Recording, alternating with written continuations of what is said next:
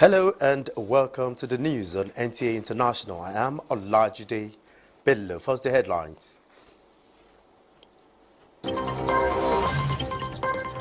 U.S. President Joe Biden set to host leaders of the Pacific Island. Anti-monarchy campaigners stage protest at Buckingham Palace. Sudan Army Chief Burhan claims he's ready for peace talks. Fire destroys petrol depot in Benin Republic, issued in smuggling fuel from Nigeria.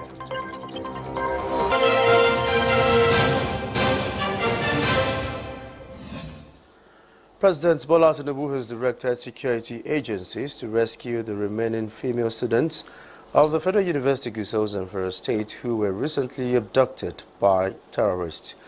In a release by Presidential Special Advisor, Media and Publicity Ajuri Ngelale, the President condemned the reprehensible act of abduction, saying there is no moral justification for such heinous crimes against innocent victims whose only offense was their pursuit of quality education. While the President wholeheartedly commiserates with all families directly impacted by this sad incident, he affirms that his administration has a solemn duty to protect every Nigerian citizen, and in line with this commitment, assures the families of the abducted students that no efforts will be spared in ensuring their safe return.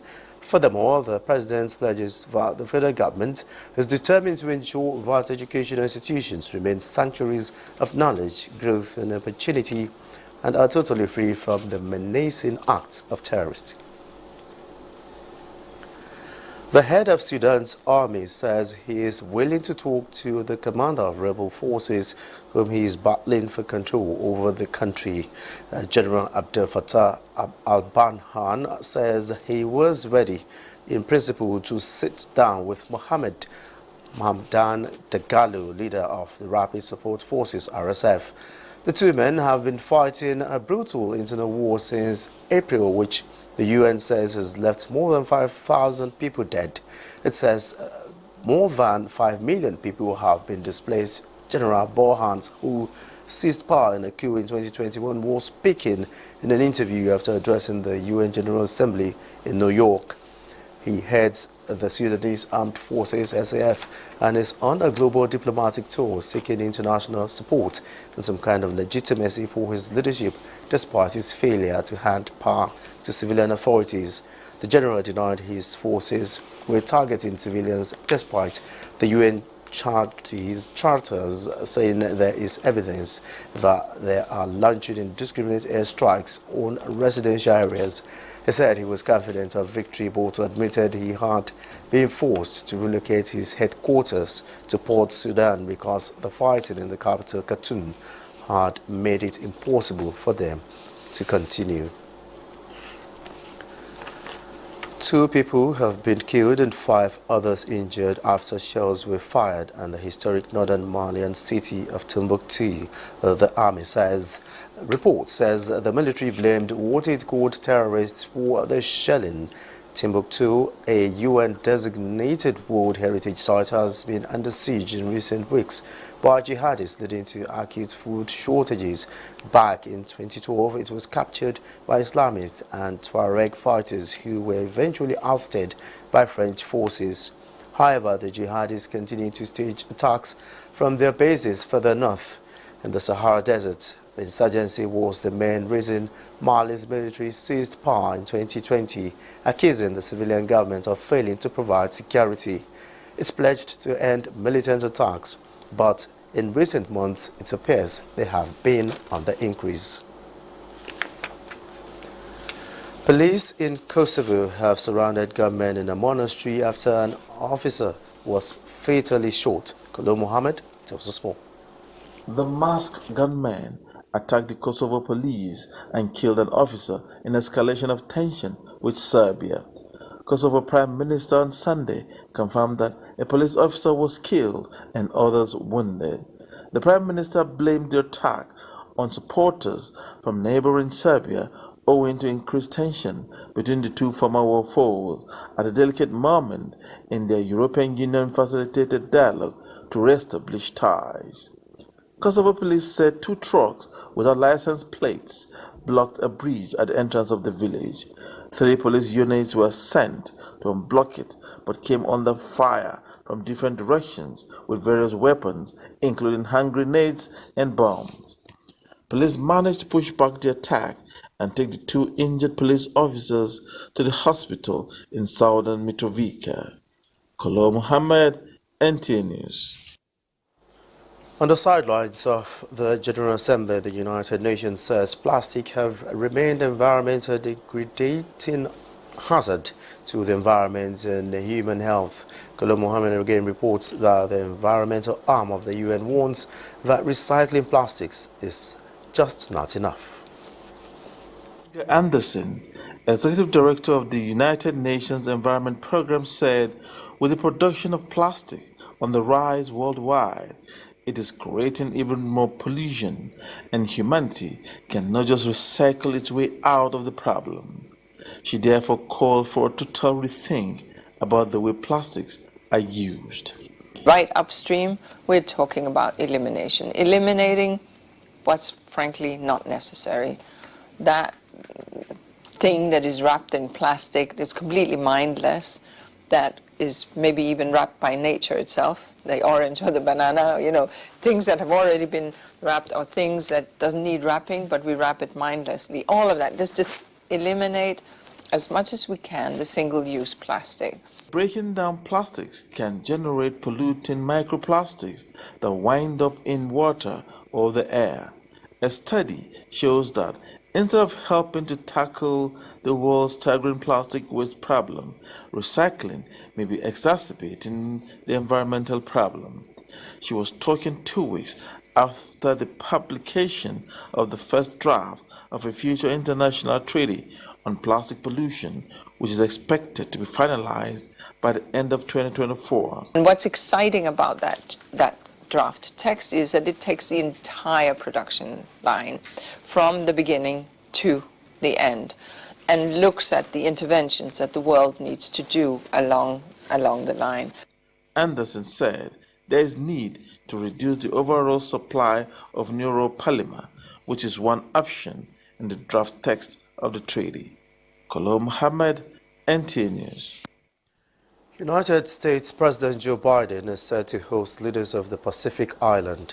The summit will, among other things, focus on climate change, economic growth, sustainable development, public health, and countering illegal fishing. Kolo Muhammad tells us more.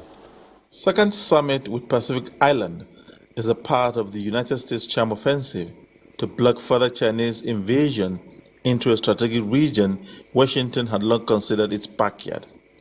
It is planned to be a 3-day summit where the U.S. will announce diplomatic recognition for 2 Pacific islands, a promise for grants to build critical infrastructure, including improved internet connectivity through undersea cables, as well as honor regional leaders at the National Football League games, NFL. So this summit is also about deepening our enduring commitment to each other and our shared future.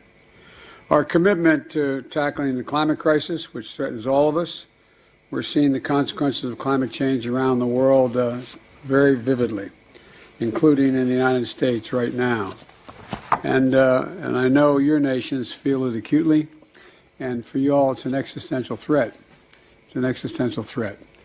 And we're also committed to working together to equitably rebuild the global economy in the wake of COVID-19 and Russia's war. President Biden held an inaugural summit with the islanders at the White House a year ago and was due to meet them again in Papua New Guinea in May.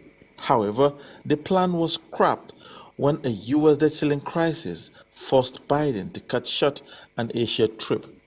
Biden's administration pledged to help islanders fend off China's economic coercion and a joint declaration that was strengthening partnerships, saying they share a vision for a region where democracy will flourish. The White House said this year's effort will focus on priorities including climate change, economic growth, sustainable development, public health, and countering illegal fishing. Kolo Muhammad, NTA News. A group of anti-monarchy campaigners staged what organizers call the first protest inside Buckingham Palace.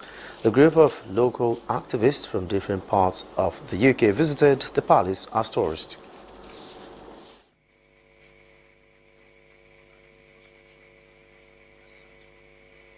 The inscription, "Not My King." The protest is the latest in a series of action aimed at pushing forward the debate about the future of the monarchy, what the Republic said in a statement. The group said 6 of the activists involved were briefly detained by security before escorted out of the front gate. Buckingham Palace told CNN that it doesn't make comment on security matters. The organizer described the protest as a statement of intense citizens standing up in the home of the monarchy to declare their opposition to hereditary power. The group's chief executive Graham Smith, in a statement, called King Charles III untouchable monarch who is not immune to criticisms and does not enjoy the respect that protected the monarchy while his mother was on the throne. The public says it will continue to protest against the monarchy in the country, with the next protest set for the state opening of Parliament on November 7. The group was also involved in organizing anti-monarchy protests around King Charles' coronation ceremony early this year. In Abuja, Usman Zubairu, NTA News. Dozens of last-generation movement supporters took to the streets of Berlin, calling upon the German federal government to take immediate action to combat climate change. The protesters marched through the city while carrying banners reading "Away from fossil fuels towards fairness and current politics will have deadly consequences," among others. Their demonstration culminated in a sit-in on the road, which was later dispersed by the police, resulting in the arrest of one protester. The organization's primary objective is to draw attention to the looming climate crisis and the pressing need for the Scots government to take action. The protesters reportedly blocked Potsdamer Street for several hours, making their message impossible to ignore. Over recent months, last-generation activists have generated controversy through a series of protests and bold actions across Germany. They are well known for their direct action, with members gluing themselves to roads and blocking traffic. You're watching the news on NTA International. More reports after the break. Thanks for being there. Tropical storm Ophelia hit Wilmington, bringing heavy winds and floods to North Carolina, United States. The tropical storm Ophelia swept through Wilmington on Saturday, bringing winds and flood to the state. U.S. footages show that the aftermath of the disaster left fallen trees, branches and mud on the streets of the residential area. The storm touched the land near the Emerald Isle, where near hurricane-force winds of 70 miles per hour. According to the U.S. National Hurricane Center, the winds weakened as Ophelia moved north, with the storm crossing Virginia on Saturday evening. The governors of North Carolina, Virginia, and Maryland each declared states of emergency on Friday, as thousands were left without power following the passing of the storm. Back in Nigeria, the Nigerian army is set to leverage technological advancements to further improve its ongoing internal security operations. This came to bear at the end of a 2-week leadership training course organized by the Nigerian Army Resource Center in Abuja. Each now, so you cannot afford to be left behind, even at your own level. It's important you imbibe that culture, because even the critical thinking skills that you have gone through, including aspects of emotional intelligence and the rest, requires you to do a lot, and the use of computers is critical. It is because of the gap observed in leadership situation amongst the senior SEALs, junior officers and soldiers. That's why the center was challenged to run the program, and that's why we're running it. And the report from the field have been wonderful again, and that's why the chief of training came to further challenge the center to at least keep on running the program effectively and efficiently the way we're doing. The course also seeks to enhance operational efficiency by bridging gaps between senior and junior cadre officers during operations. National Commission for Refugees, Migrants and Internally Displaced Persons says it will strengthen partnerships with state governments to address humanitarian crises across the country. Federal Commissioner of the Commission, Aliyu Tijani Ahmed, said this during an engagement with Governor Abdullahi Saleh of Nasarawa State. Aliyu Tijani reports. A homecoming for the new Federal Commissioner, National Commission for Refugees, Migrants and Internal Displaced Persons, Aliyu Tijani Ahmed, as he pays a thank you visit on the State Governor, Abdullahi Saleh. Before his appointment, he was the Commissioner for Local Government and Chieftaincy Affairs under the present administration in the state. And the visit is to appreciate the Governor for recommending him for higher responsibility. On the delegation of the Federal Commissioner is his traditional ruler, the Sarki Loko, who described Aliyu Tijani Ahmed as a worthy son of the state who will not let the state down in his new assignment. Governor Abdullahi Saleh again congratulates the new Federal Commissioner and urged him to work hard in ensuring that millions of internal displaced persons across the country are rehabilitated. For the Federal Commissioner, partnership with the state government is key in achieving this, as he pledges to address humanitarian crisis in the country. To assure the President that by the grace of God, I will do everything humanly possible for the success of the office. I will ensure I protect the image of this country within and outside the country. Meanwhile, member representing Nasarawa Igon, Akwanga Wamba Federal Constituency, Jeremiah Umaru, donates 3 transformers, 20 vehicles and other palliatives for electorates in his constituency as part of activities to mark his 100 days in office. Governor Saleh presents the items to the beneficiaries and commends the lawmaker. In Akwanga, Aliyu Tijani, NTA News. ECOWAS sanctions against Nigerian Republic impacted negatively on business and trade across West Africa. Fire destroys petrol depot in Benin Republic used in smuggling fuel from Nigeria, and the United Kingdom extends the ban on sale of petrol and diesel cars from 2030 to 2035. Details of these and more with Musa Aliyu. The social and economic consequences of ECOWAS sanctions imposed on Niger Republic have continued to bite harder 2 months after food prices have increased to about 21%, with the United Nations warning that more people are at risk of severe food shortage. Nearby on the bridge connecting Malaville with Gaya in Niger, 4 container trucks blocked the bridge and sandbags reinforced the military positions there. This is one of the borders in Benin Republic lined up with hundreds of trucks stretching many kilometers with their cargo wasting and drivers going broke after being stranded at the closed frontier for weeks. Nigerian driver Mohamed Kabiru Amadou left Benin's economic capital Cotonou for Niamey 50 days ago and is now stuck in Malaville. Not only has the coup and border closure cut him off from his country and family, but weeks of rain and sun have destroyed the rice he had loaded. The impact is not only felt by Nigerians, but also neighboring countries. Niger shares southern frontiers with ECOWAS member states, Nigeria, Burkina Faso, and Benin, but it is also a major trading route with other nearby members of the bloc such as Togo, Ghana, and Ivory Coast. For Ghana, the sanctions have caused a shortage of onions, as Niger was a key exporter in West Africa. Traders in Nigeria's northern border communities with Niger also say they were feeling the economic fallout. A bag of rice that was sold for 24,000 naira before the border closure is now sold at 42,000 naira. In Benin Republic, at least 34 persons died when a combined fuel depot exploded into flames.